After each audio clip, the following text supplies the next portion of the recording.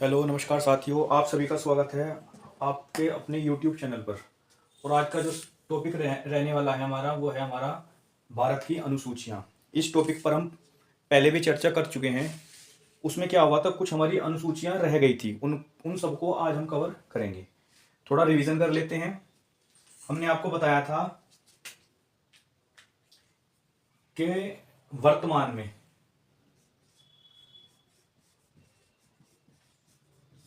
में कितनी अनुसूचियाँ हैं? 12 अनुसूचियाँ हैं। और मूल संविधान में 8 अनुसूचियां थी।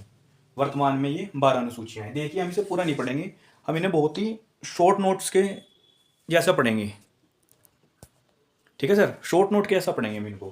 तो भारत की अनुसूचियां वर्तमान में 8 हैं और वर्तमान में 12 हैं, और मूल संविधान में हमारी ये जो थी 8 थी। अब देखिए भैया, कितने का गैप आया है इनमें? 4 का। ये 4 मतलब कुछ संविधान संशोधन हुए होंगे हमारे संविधान में, तभी ये 8 से 12 हुई हैं। जब इन्हें जोड़ा गया होगा तो संविधान संशोधन हुए होंगे। तो देखिए कौन कौन सी अनुसूचियां जोड़ी गई थी। एक तो 9वीं, 10वीं, 11वीं और 12वीं। इन अनुसूचियों को संविधान संशोधन द्वारा बाद में हमारे संविधान में जोड़ा गया था। जो हमारी 9वीं अनुसूची है, इसको प्रथम संविधान संशोधन द्वारा जोड़ा गया है।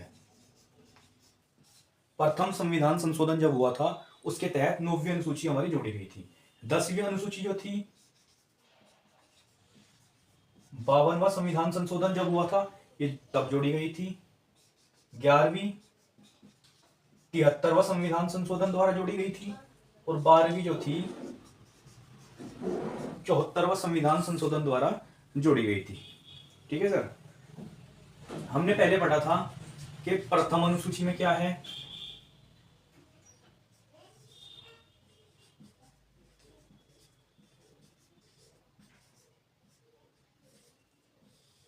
प्रथम अनुसूची में क्या पढ़ा था हमने?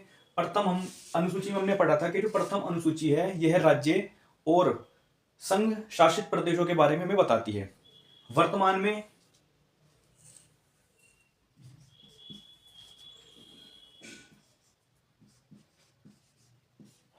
राज्य प्लस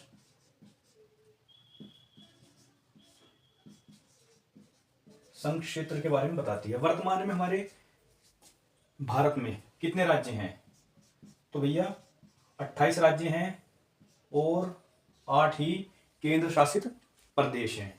ये बताती है प्रथम अनुसूची। पढ़ते हैं दूसरी अनुसूची को।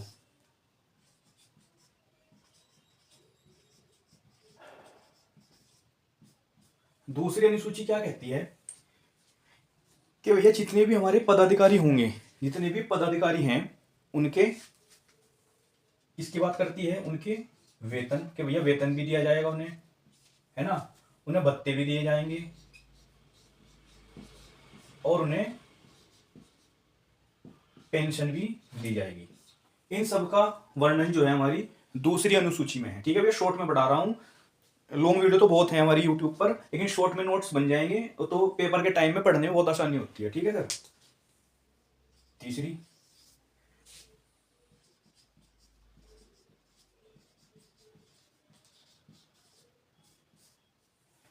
तीसरी अनुसूची ये बताती है कि कुछ पदाधिकारी जो हैं, कुछ पदाधिकारी की शपथ की व्यवस्था जो है तीसरी अनुसूची में की गई है।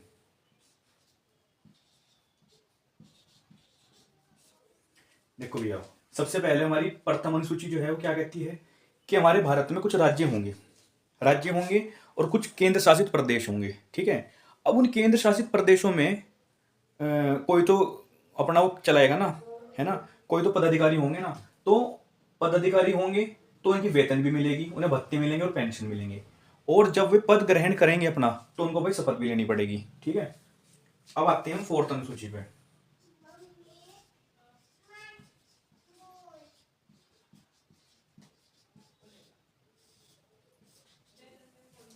अब हमारी चौथी अनुसूची क्या कहती है?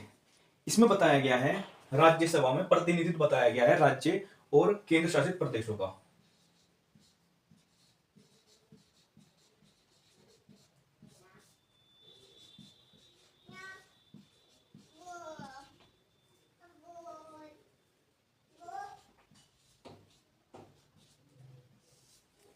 राज्यसभा में प्रतिनिधित्व बताया गया है हमारे जो राज्य हैं और जो हमारे संघ क्षेत्र हैं, ठीक है, उनका। 4 अनुसूची हो गई हमारी। अब हम पढ़ते हैं 5वीं अनुसूची। 5वीं अनुसूची,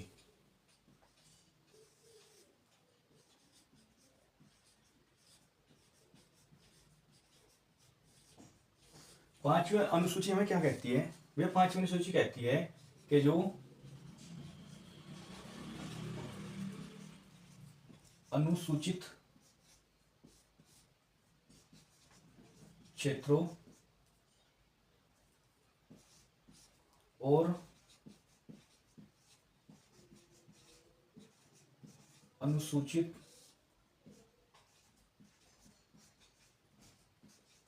जाति, अनुसूचित जो क्षेत्र हैं और अनुसूचित जनजाति के जो क्षेत्र हैं, इन पे क्या किया गया है भैया?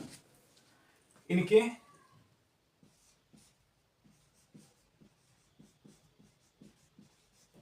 प्रशासन का उल्लेख करती है, या प्रशासन का जो प्रावधान है वो हमारी 5वीं अनुसूची में है, ठीक है सर।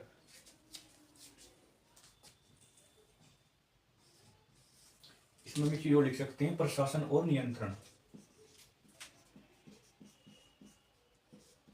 उल्लेख जो है हमारी 5वीं अनुसूची में है। 6ठी अनुसूची में क्या बता दिया गया है? 6ठी अनुसूची में ये बताया गया है कि भैया कुछ राज्य हैं, कुछ विशेष राज्य हैं, जैसे शॉर्ट ट्रिक से याद कर लेते हैं हम। AMTM। AMTM क्या होते हैं भैया? ये हुआ असम, M से मेघालय, T से त्रिपुरा, और M से क्या हुआ? मिजोरम। क्या हुआ भैया? मिजोरम। इन जनजातीय क्षेत्र जो हैं, ये जो हैं भैया, ये क्या है? सब जनजातीय क्षेत्र हैं। इन पर क्या है? प्रशासन का उल्लेख है, इनके प्रशासन का उल्लेख किया गया है, ठीक है। इन्हें विशेष तौर से ये जनजातीय अनुसूचित जनजातीय क्षेत्र हैं, क्षेत्र के राज्य हैं, इनका प्रशासन के बारे में जो प्रावधान है हमारा 6ठी अनुसूची के तहत किया गया है। 6ठी अनुसूची के बाद पढ़ते हैं हम ये 7वीं अनुसूची।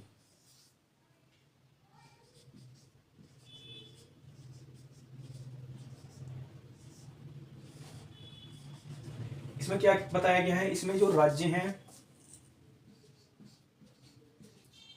हैं और जो हमारे संघ क्षेत्र या जो हमारे केंद्र शासित प्रदेश हैं, जो हमारे राज्य हैं और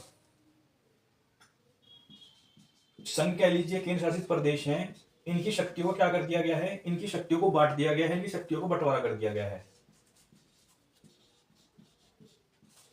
बंटवारा, इनकी शक्तियों को क्या कर दिया गया है? राज्य और संघ क्षेत्रों की शक्ति का बंटवारा कर दिया। अभी मैंने बंटवारा लिख दिया, मत सोचना कि भाई राज्य और संघ का बंटवारा कर दिया गया है, इनकी शक्तियों का लिख देता हूं।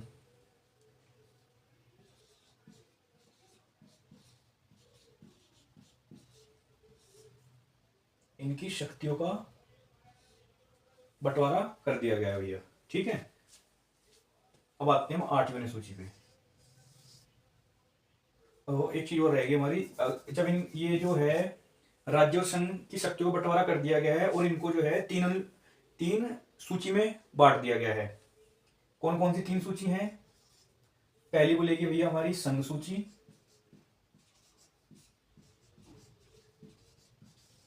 दूसरी हमारी है राज्य सूची,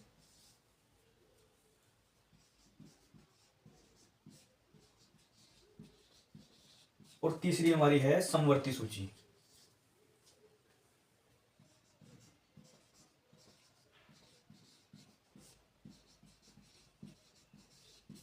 ठीक है सर। राज्य और संघ की जो शक्तियां हैं उनको बांट दिया गया, उनको बंटवारा कर दिया गया है, ठीक है। और 3 सूचियां बना दी गई हैं, संघ सूची, राज्य सूची और भैया समवर्ती सूची। संघ सूची पर जो कानून बनाने की व्यवस्था दी गई है वो संघ को दी गई है, राज्यों में राज्य को दी गई है, और समवर्ती सूची में राज्य या संघ दोनों ही बना सकते हैं। लेकिन यदि ऐसा हो जाता है कि भैया मुद्दा जो है ना बहुत ही इंपॉर्टेंट है, तो उस पर जो हमारा कानून बनाएगा वो संघ बनाएगा। ठीक है सर, ये हमारी हो गई है 7 अनुसूची। अब पढ़ेंगे हम 8वीं अनुसूची।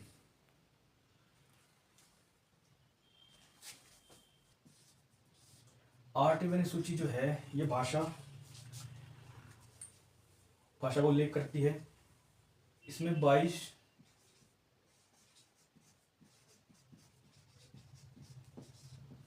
भाषा को उल्लेख है, लेकिन मूल संविधान में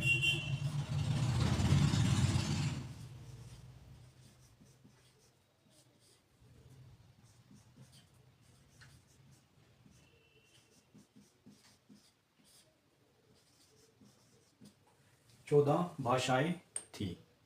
ठीक है भैया। अब क्या होगा, 14 से हो गई है 22। जब ये 22वीं है तो कुछ संविधान संशोधन भी हुए होंगे। तो भैया जो 22 भाषाएं जो थी,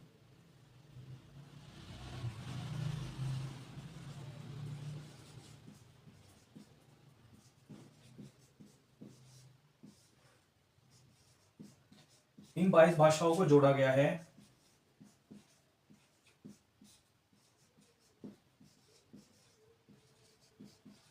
संविधान संशोधन द्वारा। ठीक है सर, इन 22 भाषाओं को जोड़ा गया है, मतलब 14 के बाद जो 22 भाषा हुई है ना,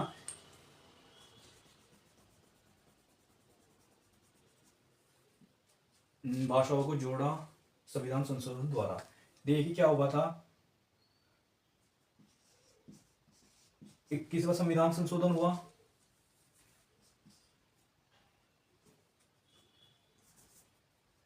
नाइनटीन 1967 में। इसमें एक भाषा जोड़ी गई,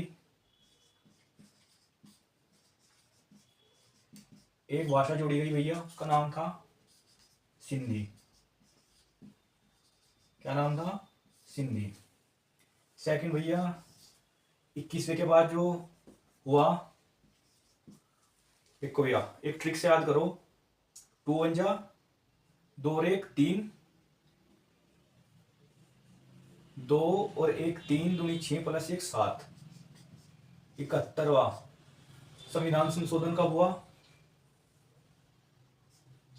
1992 में। 1992 में हुआ था भैया। और इसमें क्या जोड़ा गया? इसमें 3 भाषा। कौन कौन सी थी? कौन कौन सी भाषाएं जोड़ी गई थी?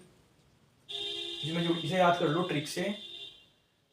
सबसे पहले आता है के एम एन। यहां पर लिख देता हूं, के से क्या बनेगा, फिर एम से क्या बनेगा, और एन से क्या बनेगा। के से हमारा बन जाएगा, पहले एन देखते हैं,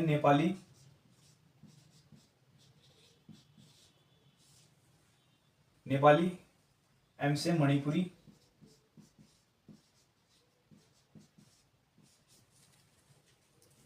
और कैसे कौन सी बनी थी? 52वां संविधान संशोधन 2003 में हुआ। इसके द्वारा कौन कौन सी भाषाएं जोड़ी गई?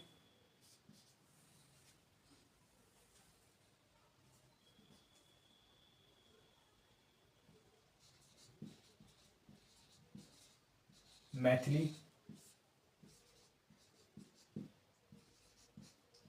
संथाली, बोडो।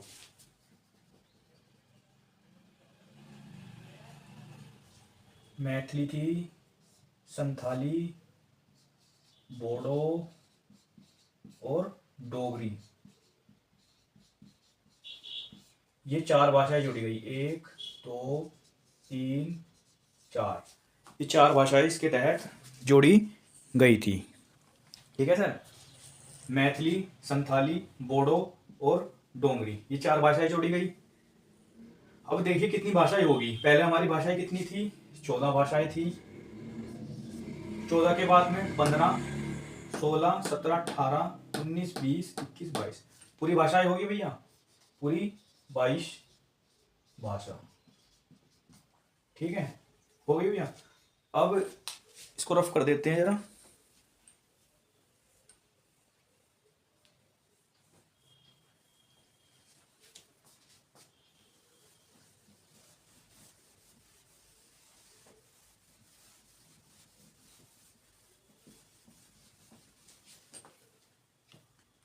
जो 9वीं अनुसूची है हमारी,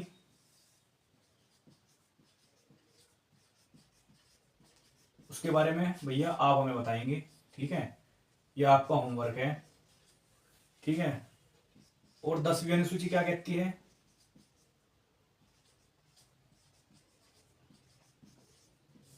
10वीं अनुसूची जो है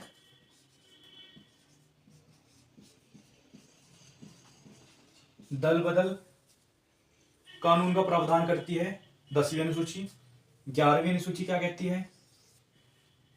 11वीं अनुसूची जो है हमारे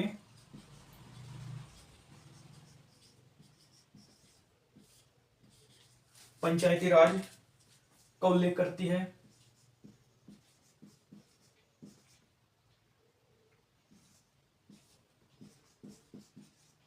पंचायती राज का उल्लेख करती है। और जो हमारी इसमें टोटल विषय जो दिए गए हैं भैया, 29 विषय हैं इसमें। और जो हमारी 12वीं अनुसूची है,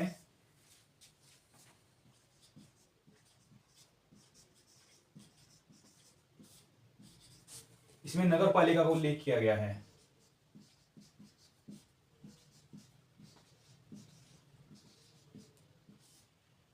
नगर पालिका का उल्लेख है। इसमें जो टोटल विषय हैं हमारे, वो हमारे 18 विषय हैं।